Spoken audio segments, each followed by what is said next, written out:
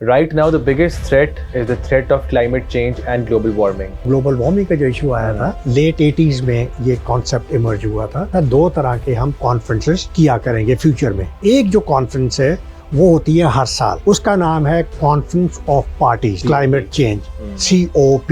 Thousand of species हैं, varieties हैं, वो खत्म हो रही हैं, तो इसलिए इसको बचाना बड़ा जरूरी है। और उसके लिए फैसला किया गया था कि conference of party COP biodiversity वो 2 साल के बाद हुआ करेगी। ग्लोबल टेम्परेचर जो है वो 2 to 6 डिग्री राइज ना होने पाए, जो एमिशंस हैं उनको -10 गीगाटन पे करना होगा, और फिर जाके 2050 से 2021 में हम जो है 1.5 टेम्परेचर तक जो है इसको कंट्रोल कर सकते हैं। फॉसिल फ्यूल का इस्तेमाल जो कि बैन होना चाहिए, उसका इस्तेमाल बढ़ रहा है। 6 जनवरी को बाइडन का स्टेटमेंट आई है, नई ड्रिलिंग जो है वो सारी बैन कर दी है मैंने। डोनाल्ड ट्रंप कह रहा है मैं इसको रिवोक कर दूंगा। मैक्सिको पे भी 25% टैरिफ लगेगा, यूरोपियन यूनियन को भी टैरिफ देना पड़ेगा। इको बीची 500 साइकिल स्टेशन जो है उन्होंने एस्टैब्लिश किए हैं, जिसमें 6000 से ज्यादा साइकिल्स हैं। चाइना भी एक जमाने में किंगडम ऑफ बाइसिकल्स कहलाता था। फिर और स्वीडन है, डेनमार्क है, जर्मनी है, इन मुल्कों में बाइसिकल कल्चर है। पाकिस्तान को वहाँ पे प्रॉब्लम है क्लाइमेट चेंज के हवाले से, पाकिस्तान डिपेंडेंट होगा फॉरेन फंडिंग पे, हमारे रिसोर्सेज नहीं है, और यहाँ पे you need long term planning.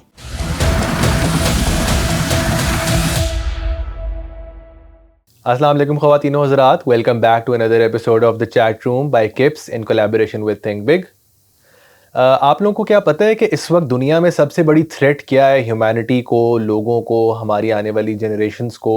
What is the biggest threat that we are facing as a society, as a community, as a global population को सबसे बड़ी इस वक्त क्या सबसे बड़ा मेनेस है या इशू है जो इस वक्त हम लोग फेस कर रहे हैं? Some of you might already know this, लेकिन कुछ लोगों को ये नहीं आइडिया कि ग्रेविटी ऑफ द सिचुएशन क्या है। Right now the biggest threat is the threat of climate change and global warming. और आपको पता है कि दुनिया में इसके बारे में बातें तो बहुत होती हैं, लेकिन उसके बावजूद एक्चुअल कॉन्क्रीट एक्शन जो है वो मेजरली मिसिंग है दुनिया से। And the planet is dying at the cost of economic and political warfare. और लोग अपने जो इकोनॉमिक इंटरेस्ट हैं, कैपिटलिस्ट इंटरेस्ट हैं, और अपने जो बिजनेस इंटरेस्ट हैं उनको आगे रख रहे हैं, और eight the cost of this planet which is reaching alarming levels. जो इसका क्या कहते हैं टेम्परेचर है, और जो इसकी बाकी सारी चीज़ें हैं, रिसोर्सेज हैं। So we are seeing a very rapid decline in the planet's ability to sustain human population or any other ecosystem for that matter in the future. So for that I have invited Dr. Shahid Wazir Khan to be a part of the show, and today we will primarily be discussing कि planet किस तरह से die कर रहा है, global efforts क्या किए जा रहे हैं, wars का क्या इसके हवाले से connotation है, और दुनिया में इसके हवाले से क्या developments हुई हैं या क्या solutions हमें नज़र आ रहे हैं। So we're going to have a very interesting conversation. So without further ado, I would like to thank Dr. Shahid Wazir Khan again for being part of the show. It is always great to have you. Thank you so much. Sir ये बताइएगा कि आपने ये topic क्यों choose किया? Climate change के बारे में बहुत बात होती है, but at the cost of economic and political warfare, इसके हवाले से थोड़ा सा ब्रीफ कीजिएगा। जी, ये थैंक यू, आपने मुझे बुलाया। और ये देखिए, मैंने इस क्लाइमेट चेंज को डिफरेंट एक पर्सपेक्टिव से जिक्र किया है कि it is dying because of the political and economic warfare. सही। तो इसलिए ये मैं एक डिफरेंट एंगल से डिस्कस करूंगा। I am sure that audience जो हमारे हैं वो उसको लाइक करने जा रहे हैं। तो यहाँ पे जो आज का हमारी टॉक है, मैं इसको 4 एरियाज में डिवाइड करूंगा। पहले मैं थोड़ी सी बैकग्राउंड दूंगा कि how the planet is dying, और फिर मैं उसके फैक्टर्स बताऊंगा। पहले पॉलिटिकल फैक्टर्स, और फिर इकोनॉमिक फैक्टर्स, और फिर उसके बाद मैं सोल्यूशन पे बात करूंगा। तो ये आज की टॉक है। Let's talk a bit about history और कहाँ से शुरू हुआ। If I'm not wrong, 1992 के अंदर जो है वो अर्थ समिट के बारे में बात हुई थी, और एवर सिंस देन एक कंटिन्यूस अकॉर्ड्स चल रहे हैं, क्योटो प्रोटोकॉल और Montreal accord, and then Paris climate deal, and there is also conference of parties. So इतना कुछ दुनिया में होने के बावजूद हमें रिजल्ट तो नजर आ नहीं रहा। तो इसके बारे में बताइए। जी, मैं पहले इसको थोड़ा मैं जिसको टच करना चाहता हूँ कि जो आपने बात की है एफर्ट्स की, तो आप बिल्कुल सही कह रहे हैं कि जो क्लाइमेट चेंज का जो इशू, ग्लोबल वार्मिंग का जो इशू आया था, ये लेट 80s में ये कॉन्सेप्ट इमर्ज हुआ था और फिर अल्टीमेटली जो पहली इम्पॉर्टेंट जो कॉन्फ्रेंस ग्लोबल कॉन्फ्रेंस जो कंडक्ट की गई थी वो 1992 में थी, अर्थ समिट जो आपने गुजारिश की है। तो earth summit was the you can say the first initiative और वहाँ पे ये फैसला किया गया था कि किस तरह से डिफॉरेस्टेशन से बचाना है, नेचर को कंजर्व करना है, एनवायरनमेंट को प्रोटेक्शन पोल्यूशन से किस तरह बचाना है, एयर सी एंड लैंड की पोल्यूशन को कैसे कंट्रोल करना है और रिन्यूएबल्स को फोकस करना है, फॉसिल फ्यूल यानी कि गैस, कोयला और ऑयल, ये तीनों जो हैं मेजर ड्राइवर्स हैं ग्लोबल वार्मिंग के।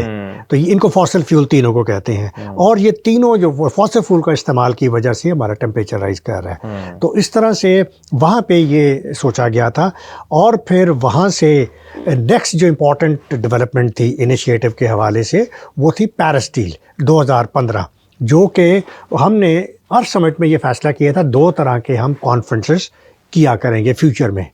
एक जो कॉन्फ्रेंस है वो होती है हर साल, उसका नाम है conference of parties climate change, COP। तो COP 195 से स्टार्ट हुआ, हर साल होते होते होते अभी नवंबर 2024 में COP कॉन्फ्रेंस ऑफ पार्टीज 29 हुआ, जो कि बाकू में अज़रबैजान में हुआ और वो फ्लॉप हुआ। दूसरी जो कॉन्फ्रेंस ऑफ पार्टीज जिसका फैसला हुआ था वो that related with the pollution, biodiversity damage. Biodiversity कहते हैं कि जो थाउजेंड ऑफ स्पीशीज़ हैं, वैरायटीज़ हैं इकोसिस्टम एनिमल किंगडम की और उसके बाद प्लांट किंगडम की, वो एक्सटिंक्ट हो रही हैं, वो ख़त्म हो रही हैं। तो इसलिए इनको बचाना बड़ा ज़रूरी है और उसके लिए फ़ैसला किया गया था कि conference of party COP biodiversity वो 2 साल के बाद हुआ करेगी। तो पिछले साल 2024 में कोलंबिया में अक्टूबर में एक तो पहले COP 16 बायोडाइवर्सिटी पोल्यूशन से रिलेटेड हुई और उसके बाद नवंबर में COP 29 क्लाइमेट चेंज के हवाले से वो हुई और ये अब आइंदा जाहिर है आगे भी होती रहेंगी। लेकिन आपने जो सवाल किया है कि हमें इसका रिज़ल्ट क्यों नहीं मिल रहा, इसके रिज़ल्ट क्यों नहीं मिल रहा, ये बिल्कुल हम इस पे बात करते हैं और उसके हवाले से अब इस वक्त जो सिनेरियो हो मैं ज़रा उसकी बात करूंगा और फ्यूचर ट्रेंड क्या नज़र आ रहा है मैं थोड़ा सा आपको स्टैट्स बताना चाहता हूं और फिर हम कहेंगे कि फेलियर क्यों है, क्या इकोनॉमिक प्रॉब्लम्स हैं या क्या इकोनॉमी जो पॉलिटिकल जो ऑब्जेक्टिव्स हैं नेशंस के।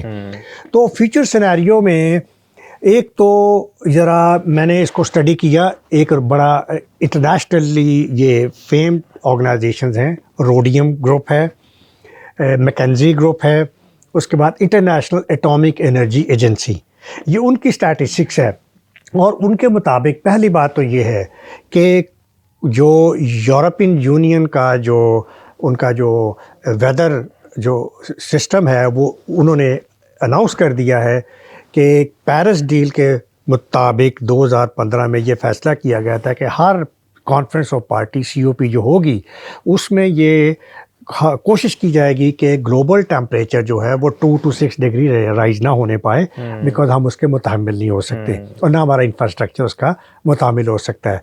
इसलिए ये फैसला किया गया था कि 1.5 डिग्री सेंटीग्रेड से राइज जो है ना वो अवॉइड किया जाए, हर हाल में उसके अंदर जो है ना इसको कैप किया जाए, मैक्सिमम 1.5 तक हम उसको अफोर्ड करते हैं। और उस हवाले से जो अफसोस की बात है वो ये है कि अभी जो कोपरनिकस जो वेदर सिस्टम है यूरोपियन यूनियन का वो 2024 में अनाउंस कर चुका है और दुनिया को बावर कराया जा चुका है कि वो जो हमने 2021 तक का जो पूरी सेंचुरी में 1.5 डिग्री सेंटीग्रेड राइज को कंट्रोल करना था हम उसको इस साल क्रॉस कर चुके हैं। तो ये तो पहली अलार्मिंग सिचुएशन है। In 2021 we crossed that.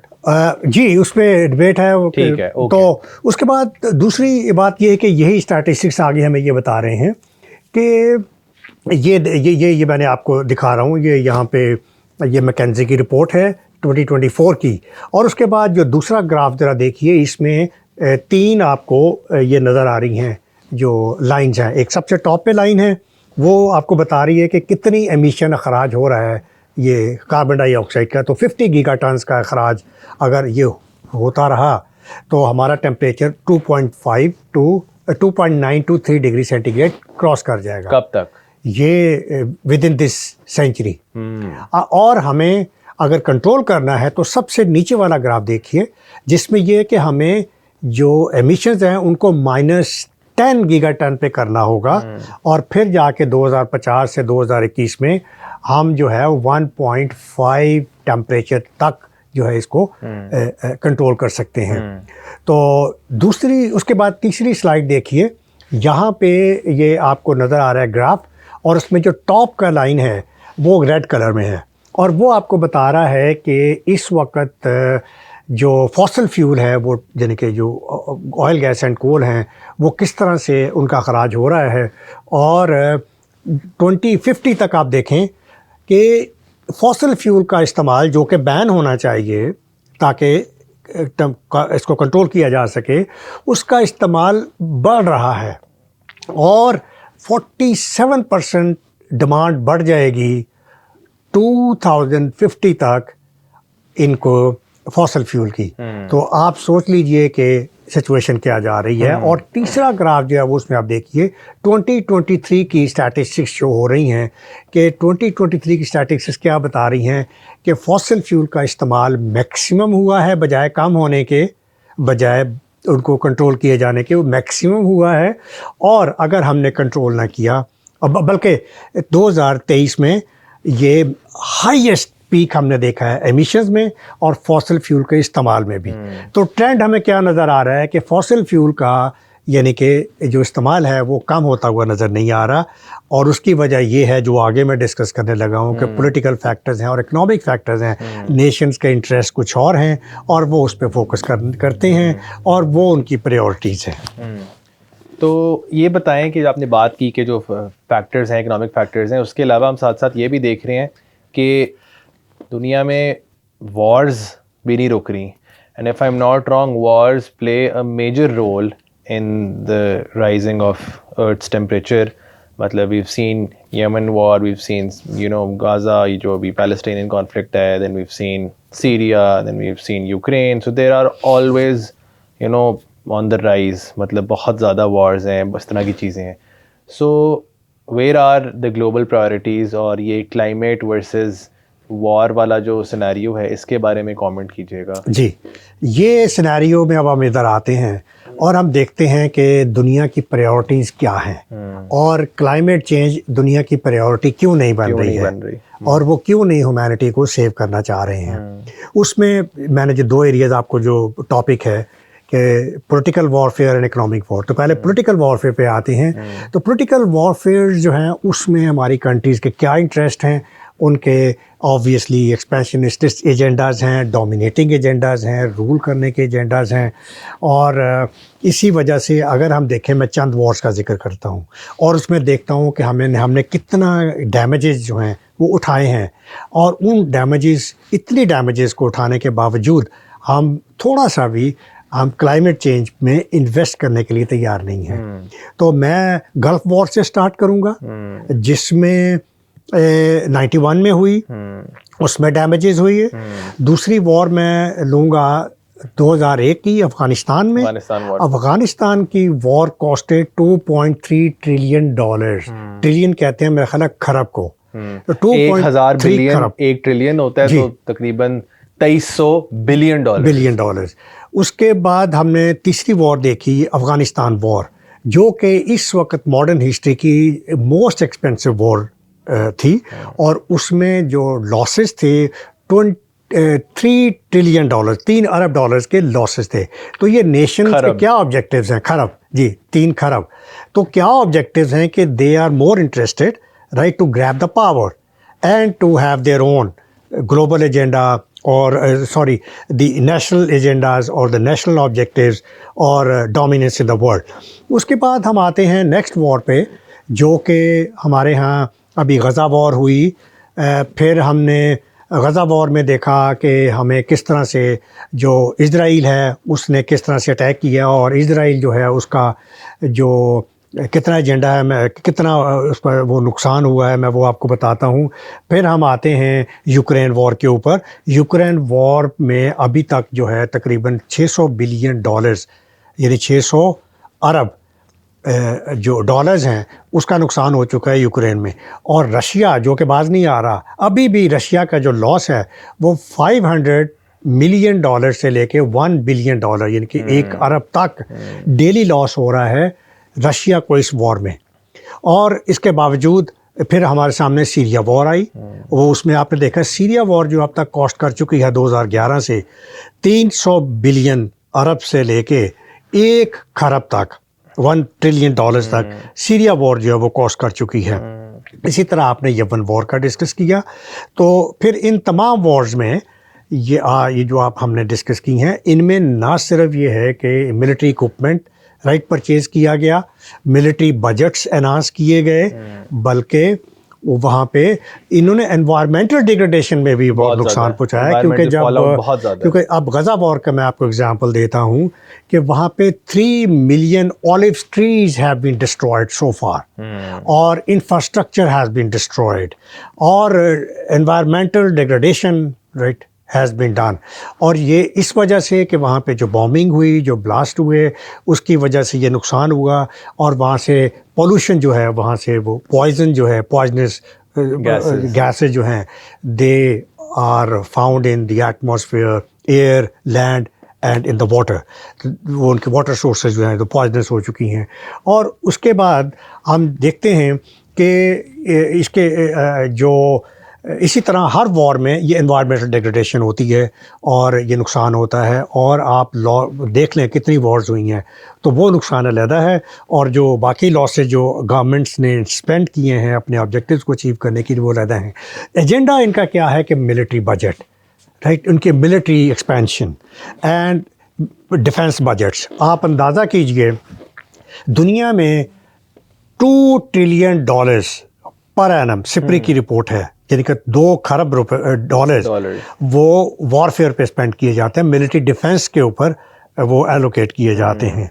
और इसको अगर मैं ब्रेकअप करूं तो और जबकि एनवायरमेंटल पोल्यूशन को कंट्रोल करने के लिए और रिन्यूएबल्स के लिए पूरी दुनिया में पिछले साल सिर्फ $500 बिलियन 500 अरब रखे गए, यानी कि 2 खरब आपने जंगी आपने बजट रखा और 500 बिलियन सिर्फ आपने क्लाइमेट के लिए एलोकेट किया। दूसरी बात ये कि अब ये जो बड़ी ताकतें हैं, ये जो वॉर सारी प्ले कर रही हैं, इस सुपर पावर, देखिए अमेरिका का मिलिट्री बजट कितना है पॉलिटिकल ऑब्जेक्टिव्स को अचीव करने के लिए, और वो क्या है $858 बिलियन अरब। दूसरे नंबर पे चाइना है। चाइना का एजेंडा, चाइना का मिलिट्री बजट है that is second highest in the world, $224 billion. तीसरा हाईएस्ट बजट जो है वो रशिया का है, $100 बिलियन। चौथा हाईएस्ट बजट जो है वो इंडिया का है, $76 बिलियन। तो ये उन पे इनकी प्रायोरिटीज़ हैं। और इसके अलावा आप देखिए कि इजराइल का जो डिफेंस बजट है, जिसने ये वॉर लड़ी है, इजराइल का डिफेंस बजट जो है वो $30 बिलियन है। ईरान के साथ उनकी फाइट जो फ्यूचर में नेक्स्ट वॉर एक्सपेक्टेड है वो $20 बिलियन का ईरान का मिलिट्री बजट है। And the next target could be Taiwan, जिस पे अटैक हो सकता है, और साउथ चाइना सी के अंदर जो कॉन्फ्लिक्ट चल रहा है, नेक्स्ट वॉर वहाँ पे हो सकती है। तो और ये सारी वॉर्स ऑब्वियसली ये फिर न्यूक्लियर वॉरफेयर में भी कन्वर्ट हो सकती हैं। और न्यूक्लियर एजेंडे पे जो इनके जो इनके वो अगेन जो स्पेंडिंग है और उसके जो नुकसानात हैं, वो आप उसको अंदाज़ा कर सकते हो। तो तीसरी बात ये कि ऑटोनमस वेपन्स पे इन्वेस्ट किया जा रहा है, कि नए नए वेपन जो हैं वो इस बजट्स के साथ वो वॉरफेयर के लिए स्पेस को कैप्चर किया जा रहा है। ये इनके ऑब्जेक्टिव्स हैं, ये इनके एक्सपेंशनिस्ट एजेंडाज हैं, और जिस पे फोकस नहीं किया जा रहा। और इसी तरह जो आपका जो ये सारा जो इसमें ये नुकसानात हैं, ये इसी वजह से हैं कि every big nation has geopolitical interest. वो ऑयल को कम नहीं करना चाहते, वो ड्रिलिंग कंट्रोल नहीं करना चाहते। इस वक्त भी बहुत सारे बड़े हैवी लेवल के जो नए ड्रिलिंग प्रोजेक्ट्स हैं वो साइन किए जा रहे हैं, माइनिंग के कॉन्ट्रैक्ट साइन किए जा रहे हैं, माइनिंग से एनवायरमेंटल डिग्रेडेशन होती है और ड्रिलिंग से आप ऑयल निकालते हो और उसके साथ और जाहिर है कि आपको बैन करना चाहिए और नए प्रोजेक्ट जो हैं वो चल रहे हैं। इस पे चेरी ऑन टॉप ये है कि the most powerful office in the world has been again acquired by Donald Trump. He is back as the president of the United States and he has always been pro capitalist और अपने जो energy interest हैं उनको रखता है. He even said this के climate change is a hoax. So that clearly shows his priorities and how serious he is about tackling this issue. तो उसके re-election होने के बाद there is this new concept and term which we've discussed earlier as well कि climate populism की term हमें नज़र आती है. तो ये सब तो आप बता ही रहे हैं जो हो रहा है, जो अब ट्रंप के आने के बाद हमें क्या मज़ीद इसमें एक बहुत ज़्यादा मैसिव किस्म की हमारी प्रायोरिटी से हम दूर जाते हुए नज़र आएंगे अगेन. जी, ये सेकंड कंपोनेंट है पॉलिटिकल वॉरफेयर्स का ही, सही कि जो पॉपुलिस्ट क्या रोल प्ले कर रहे हैं. पॉपुलिस्ट जो लीडर्स हैं जो कि पब्लिक में अपनी चाहते हैं कि हमारी पब्लिसिटी हो और हमारी इम्पोर्टेंस बढ़े, वो क्लाइमेट चेंज को बिलीव ही नहीं हाईलाइट ही नहीं करते. वो उसमें मैं कुछ पॉपुलिस्ट लीडर्स का जिक्र करूंगा कि ये जो पॉपुलिस्ट होते हैं ना, ये इनका एजेंडा क्या होता है, शॉर्ट टर्म इंटरेस्ट, कि अभी मैं 5 साल के लिए मैं इलेक्ट होके आया हूँ, लोगों को प्लीज करो, तो मुझे पावर्टी इमीडिएटली, मुझे अनएम्प्लॉयमेंट को, मुझे डिस्पैरिटी को, मुझे थोड़ी सी इकनॉमिक ग्रोथ रेट को, मुझे थोड़ी सी फॉरेन डायरेक्ट इन्वेस्टमेंट, इन पे फोकस करना है ताकि वो उनके दोबारा वो री इलेक्ट हो सकें. तो इस तरह इनके नेशनलिस्टिक एजेंडाज हैं, शॉर्ट टर्म एजेंडाज हैं. और उसमें टॉप के ऊपर जो पॉपुलिस्ट लीडर आपने खुद नाम लिया है वो है डोनाल्ड ट्रंप. और डोनाल्ड ट्रंप ने पहले भी ये किया था, जब 4 साल के लिए वो आया था 2017 से 2021 तक, ही pulled out of Paris agreement, और अभी वो दोबारा आ गया है. और अभी वो क्या कर रहा है, उसने पहली बात तो ये है कि उसका जो एक्सपेक्टेड जो सेक्रेटरी एनवायरनमेंट होगा वो होगा क्रिस राइट, जो कि अगेंस्ट क्लाइमेट चेंज है, वो हॉकिश है. दूसरा ट्रंप का एजेंडा है कि आपने खुद कहा कि ये एक झूठ है, बकवास है, वो इस पे रिलाई नहीं करता. तीसरा कॉरपोरेट एजेंडा है कि कोई जो कॉरपोरेट इंटरेस्ट हैं, ये जो कंपनीज़ हैं, ये अपना ड्रिलिंग कम नहीं करना चाहती, ये अपने प्रॉफिट्स को कम नहीं करना चाहती, तो ये ड्रिलिंग को बैन नहीं करना चाह रहे, ये ड्रिलिंग कम नहीं करना चाह रहे. इसी हवाले से वो चौथा इसका एजेंडा है कि इस जो बाइडन का एक एक्ट पास किया था लास्ट ईयर, उसने इन्फ्लेशन रिडक्शन एक्ट, जिसमें क्लाइमेट चेंज के ऊपर फोकस किया गया था कि इसमें इन्वेस्टमेंट की जाएगी. बाइडन का कहना है कि मैं इसको रिवोक कर दूंगा, मैं इसको कैंसिल कर दूंगा. ट्रंप का. और फिर अभी रिसेंटली 6 जनवरी को बाइडन का स्टेटमेंट आई है, ये आप देखें ज़रा, कि वो कह रहा है कि भी मैं नई ड्रिलिंग जो है वो सारी बैन कर दी है, मैंने नई ड्रिलिंग सारी फॉसिल फ्यूल के एक्सट्रैक्शन के लिए बैन कर दी है. और 7 जनवरी को ये डोनाल्ड ट्रंप का बयान आप देख लीजिए. डोनाल्ड ट्रंप कह रहा है मैं इसको रिवोक कर दूंगा, मैं इसको कैंसिल कर दूंगा. इसका मतलब है कि आप, उसका फॉर्मूला है ड्रिल बेबी ड्रिल, जितना ज़्यादा ड्रिल कर सकते हो करो. वो कहता है फॉसिल फ्यूल का जो है ना, इसका कोई नुकसान नहीं है, और वो उसको लेके चल रहा है. और इसीलिए वो एक्सपेक्टेड है कि पेरिस डील से भी विड्रॉ कर जाएगा. अभी ये जो रिसेंटली कॉन्फ्रेंस ऑफ पार्टीज भी जो हुई, इसमें भी देखिए बाइडन वाज एब्सेंट. और अगर इन नेशंस का इंटरेस्ट देखें तो America was absent, Russia was absent, India was absent, China was absent, European union का जो मेजर G7 एब्सेंट थी, जो प्रेसिडेंट था, ही वाज एब्सेंट. G7 में से सवाए स्टार्मर और मेलोनी, इटली की प्राइम मिनिस्टर, इसके अलावा बाकी सारे एब्सेंट थे. तो look at the interest of the nations, कि they are the biggest emitters carbon dioxide के, and they are not interested to join or to participate. और इसी तरह वो जो अलावे, जो कि अज़रबैजान का प्रेसिडेंट है, उसने क्या स्पीच की थी COP पे, उसने कहा था कि oil and gas they are the gifts of the god. इसका मतलब है कि हम इसको ख़त्म नहीं करना चाहते, और वो अपने ड्रिलिंग एग्रीमेंट साइन कर रहे हैं. एक तरफ बाकू कॉन्फ्रेंस चल रही है और दूसरी तरफ के ड्रिलिंग एग्रीमेंट साइन कर रहे हैं. और इसी तरह अगर मैं पिछले साल की COP 23 पे चला जाऊँ, जो कि दुबई में हुई थी, तो उस वक्त जो सुल्तान जाबिर था जो कि प्रेसिडेंट था इस COP का 28 का, उसने कहा था कि अगर हमने फॉसिल फ्यूल बंद किए तो हम स्टोन एज में चले जाएंगे। और सऊदी अरेबिया भी इस बड़ा रिलक्टेंट है कि वो चूँकि उस पर डिपेंडेंट है और उनकी जो है वो Saudi Arabia is also not interested. और तीसरी बात, इस वक्त जो मैक्सिमम जो पर डे जो ऑयल प्रोडक्शन हो रही है वो अमेरिका में हो रही है 13 मिलियन बैरल पर डे, और उसके बाद सऊदीया है जिसमें 12 मिलियन बैरल पर डे। और ट्रंप ने कहा है कि मैं 13 मिलियन से मैं इसको 30 मिलियन पे ले जाऊंगा। इसमें शेल रिजर्व्स भी तो आते हैं, वही शेल जो है ना वो टॉप पे इस वक्त प्रोडक्शन हो रही है। तो 13 से डोनाल्ड ट्रंप कह रहा है कि मैं अपने टर्म में मोर देन डबल 30 मिलियन पे मैं लेके जाऊंगा पर डे। तो आप इसे इमेजिन कर लीजिए कि उसका क्या एजेंडा है। इसी तरह और जो दूसरे, मैंने अलायब का जिक्र कर दिया, पॉपुलिस्ट लीडर है वो भी। उसके बाद मैं आपको मिसाल दूंगा, जितने भी ये राइटिस्ट पार्टीज़ हैं यूरोप में जो इमर्ज हुई हैं, ये तमाम की तमाम राइटिस्ट जो हैं ये पॉपुलिस्ट पार्टीज़ हैं, और ये सारी की सारी जो हैं ये क्लाइमेट डिनायलिज्म का शिकार है। डोनाल्ड ट्रंप भी क्लाइमेट डिनायलिज्म का शिकार है, क्लाइमेट डिस्ट्रस्ट है उसका। और ये सारी की सारी ये कहते हैं कि ये they are not going to work for saving the planet. और इसी तरह मैं मोदी की भी बात करूँगा, मैं विक्टर ऑब्रान की भी बात करूँगा कि ये are again they are the populist leaders and their priorities the short term agenda. और ख़ास तौर पे मैं एक और पॉपुलिस्ट लीडर का बात करूँगा, और वो है बोल्सोनारो, जो कि ब्राज़ील का प्रेसिडेंट था 2019 से 2023 तक। He was again a populist leader. जो यहाँ पे थोड़ी सी बात सुनने की ये है कि जो अमेज़न फॉरेस्ट है ना, ये दुनिया का 10% फॉरेस्ट का इलाका वहाँ पे है।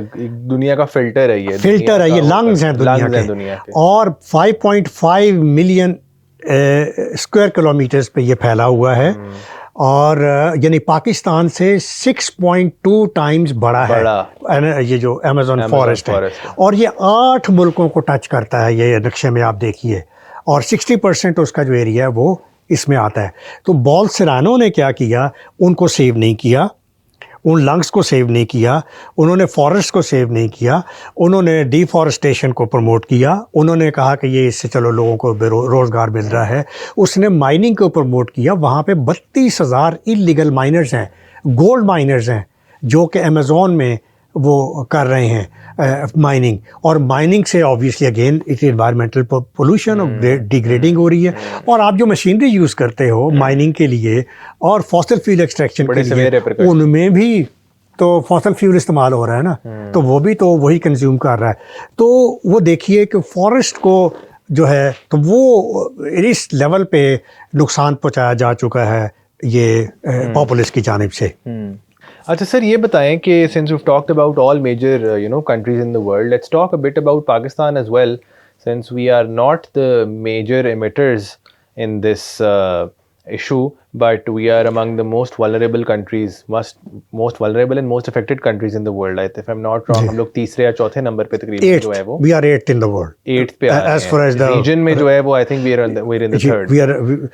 तो पाकिस्तान के हवाले से जो है वो बताएं कि स्मॉग है, हमने बड़े मेजर जो है वो एलिवेशन एफर्ट्स की बात की है, गवर्नमेंट बड़ा बड़ी हाई फाई किस्म की बातें कर रही थी, स्मॉग का बड़ा मेजर प्रॉब्लम था। तो what are we doing in our capacity to tackle this issue and to what extent have we been successful in doing so? अच्छा, आप क्या चाहते हैं, पाकिस्तान का पहले जिक्र कर लूँ या मैं सेकंड कंपोनेंट जो है इकोनॉमिक वॉरफेयर का जिक्र कर दूं? ठीक लग रहा है। मेरा ख्याल पहले इकोनॉमिक वॉरफेयर का जिक्र करूँ, फिर आप दोबारा पाकिस्तान पे लिएगा।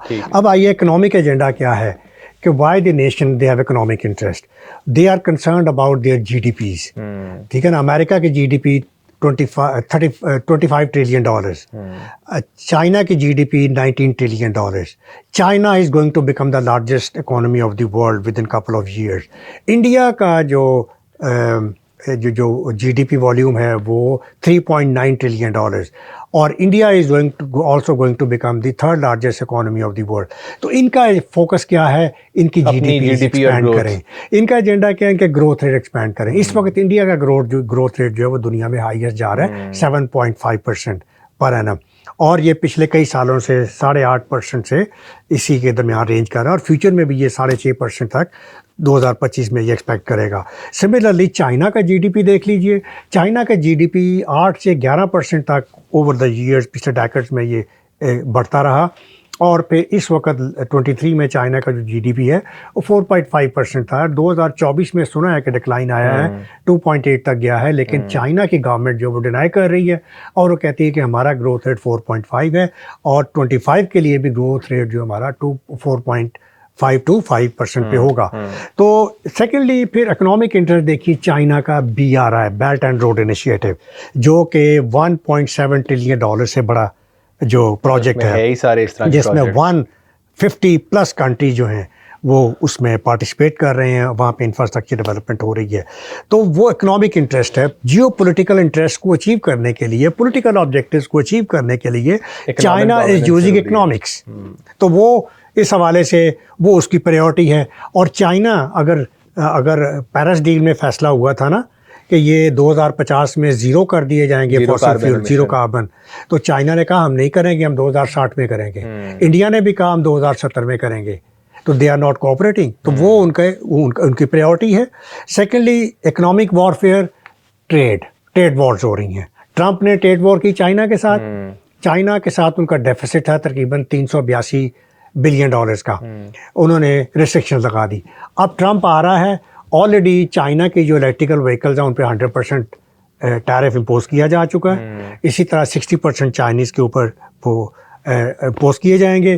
फिर ट्रंप आ रहा है, उसने कह दिया है कि मैक्सिको पे भी 25% टैरिफ लगेगा, यूरोपियन यूनियन को भी टैरिफ देना पड़ेगा, वरना वो अपना डिफेंस बजट बढ़ाएं, 2% से ज़्यादा ऑफ जीडीपी लेके जाएं, अगेन के डिफेंस पे फोकस करें क्योंकि रशिया से उनको थ्रेट है। Climate is no way to be G G. तो वो कहता है कि आप इसको अपने डिफेंस बजट बढ़ाएं। अब मैं आता हूँ आपके पाकिस्तान के जवाब में। देखिए, पाकिस्तान को अगेन दो तरह से हम देखेंगे। एक तो क्लाइमेट चेंज के हवाले से जो हमारे यहाँ प्रॉब्लम्स आ रही हैं वो आपने देख लिया। 2022 के जो हमारे फ्लड्स थे, हमें उन्होंने कितना डैमेज किया। क्लाइमेट चेंज, एबनॉर्मल रेंज ने $30 बिलियन का लॉस हुआ। हमें दुनिया ने नहीं दिया, हमें सिर्फ $10 बिलियन मिले हैं। तो जो आप लॉस एंड डैमेज फंड की बात कर रहे हो, आपको सारा आपको मिलेगा भी नहीं मिलेगा, वी आर नॉट श्योर। क्योंकि बाकू में ये जो डेवलप्ड कंट्रीज़ हैं वो कहती हैं भी हम ऐसा करते हैं कि हम $3 बिलियन हम नेशंस को दे देते हैं जो इफ़ेक्ट हो रही हैं। तो जबकि वो नेशंस का जो लॉस है वो $1.3 ट्रिलियन पर एनम है। वो कहते हैं ये तो पीनट्स हैं, $300 बिलियन। तो ये पाकिस्तान भी वहाँ पे इफ़ेक्ट करेगा कि पाकिस्तान एक्सपेक्ट कर रहा है कि हमारा जो क्लाइमेट चेंज हमने 2012 में भी दिया, हमने अपनी क्लाइमेट स्ट्रेटजी भी दी हुई है, उसमें वाटर पे भी काम हमने अनाउंस किया है, हमने क्लाइमेट चेंज को रेजिलिएंट बनाने के लिए इंफ्रास्ट्रक्चर की भी हमने उसमें दिया है, हम इलेक्ट्रिकल व्हीकल्स का भी प्लान दिया है, हमने रिन्यूएबल्स का भी प्लान दिया है। लेकिन we are cash starved country, हम इस पोजीशन में नहीं हैं। तो कहाँ से ये लाएंगे पैसा? They need funds. तो दैट इज़ वन प्रॉब्लम कि आपको फंडिंग नहीं मिल रही। फंडिंग नहीं मिलेगी तो पाकिस्तान के लिए क्लाइमेट को डील करना मुश्किल हो जाएगा। सेकेंडली, आपने बात की स्मॉग की। स्मॉग जो है ये देखिए हमारे हर साल हो रहा है, और इस दफ़ा तो लाहौर में रिकॉर्ड टूट गया कि 1500 जो उसका एयर क्वालिटी इंडेक्स था वो क्रॉस कर गया, इतने अलार्मिंग लेवल के ऊपर। 100 से ज़्यादा नहीं होना चाहिए। तो आपने क्या स्टेप लिए? आपने सिर्फ कंटीजेंसी स्टेप्स लिए, और हर साल वही लेते हैं। कंटीजेंसी कहते हैं शॉर्ट टर्म, इमीडिएट, कि स्कूल मदरसे बंद कर दो, दफ्तर टाइमिंग जो है वो घरों से दो काम कर लो, और लॉन्ग टर्म आपने कोई जो है ना उसको कंट्रोल करने के लिए, इस पोल्यूशन को कंट्रोल करने के लिए आप लॉन्ग टर्म कोई प्लान नहीं किया। तो मैं यहाँ पे मिसाल दूंगा मैक्सिको सिटी की। मैक्सिको सिटी 80s में it was one of the most polluted cities of the world. इन्होंने क्या स्टेप्स लिए? दे टुक लॉन्ग टर्म स्टेप्स। 15-20 साल आगे का उन्होंने प्लान किया। उन्होंने प्रो एयर स्ट्रैटेजी निकाली कि पोल्यूशन को हम कैसे कंट्रोल करेंगे। उन्होंने इलेक्ट्रिकल व्हीकल्स को प्रमोट किया। उन्होंने मेट्रो का एक पूरा सर्कल जो है वो बिछा दिया कि वो जो पोल्यूशन फ्री एनवायरनमेंट। उन्होंने बाइक कल्चर को प्रमोट कर दिया। वहाँ का बाइक कल्चर का नाम है इको बीची। इको बीची 500 साइकिल स्टेशन जो है उन्होंने वहाँ पे इस्टेब्लिश किए हैं, जिसमें 6000 से ज़्यादा साइकिल्स हैं।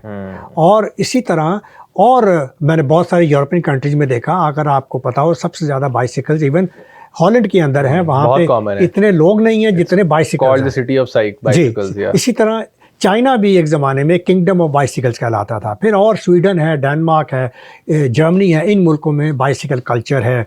ये वहाँ पे बाकायदा उनकी लेन्स अलहदा हैं, उनके ट्रैक्स अलहदा हैं। तो उन्होंने ये स्टेप लिए। उन्होंने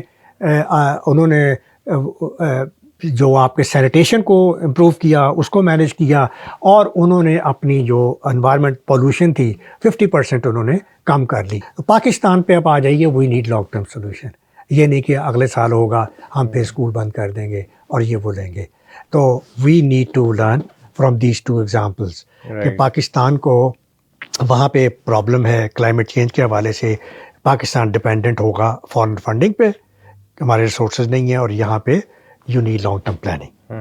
अच्छा, तो पाकिस्तान की तो सर हमने बात कर ली है। अब थोड़ा सा हम ये बता दें, lastly we want to briefly touch upon the solutions, like after all this discussion and what is happening in the global arena, what remedies and solutions do you propose जो वाकई प्रैक्टिकल और इम्प्लीमेंटेबल स्टेप्स हैं जो लिए जा सकते हैं, ताकि हम अभी से ही इस चीज़ को कर्ब कर सकें आने वाले वक्त जी, मेरा ख्याल है टाइम हम नहीं है हमारे पास, तो मैं सिर्फ पॉइंट्स बता देता हूँ कि we have to stop drilling, fossil fuel का इस्तेमाल अबेंडन करना होगा, रिन्यूएबल्स को अपनाना होगा, कॉन्टीजेंसी प्लान्स की बजाय लॉन्ग टर्म सॉल्यूशंस करने होंगे, और ग्लोबल अलायंसेस करने होंगे। अगर आप नेटो का, क्वाड का, अगर आप ऑकस का, ये अगर आप अलायंसेस कर सकते हो, तो आप क्लाइमेट का भी ग्लोबल अलायंस करें। और उसके अलावा जिस तरह फाइनली अमेरिका ने दुनिया को सेकेंड वर्ल्ड वॉर के बाद यूरोप की रिकंस्ट्रक्शन के लिए एक मार्शल प्लान दिया था $13 बिलियन का, तो world also needs the planet, another Marshall Plan to save the planet and to control the global warming. Thank you. Right, sir. Very nicely put. Thank you so much for being part of the show. It was one of the most insightful sessions, and again, it's always a pleasure to have Dr. Shahid on the show. Thank you so much, ladies and gentlemen. I hope आप लोगों को काफ़ी ज़्यादा इसमें से फ़ायदेमंद बातें मिली होंगी, और आप लोग जो है इसके बारे में सोचें, एंड इसके बारे में भी सोचें कि हम लोग अपनी कैपेसिटी के अंदर, अपनी पर्सनल स्पेस के अंदर और अपने अराउंड क्या बेसिक छोटे स्टेप्स ले सकते हैं। And trust me, we all can do a lot. वही वाली बात है कि it's just one straw said 7 billion people. तो अगर एक एक बंदा भी अपने हिस्से का वो रोल प्ले करता है, तो वो कहाँ से कहाँ बात चली जाती है। और अगर एक भी बंदा एक स्ट्रॉ यूज़ करता है, तो उसका इम्पैक्ट कितना ज़्यादा मल्टीप्लाइड होता है। So on that note, we would like to end the podcast today. I will see you in the next one. Take care. Allah Hafiz.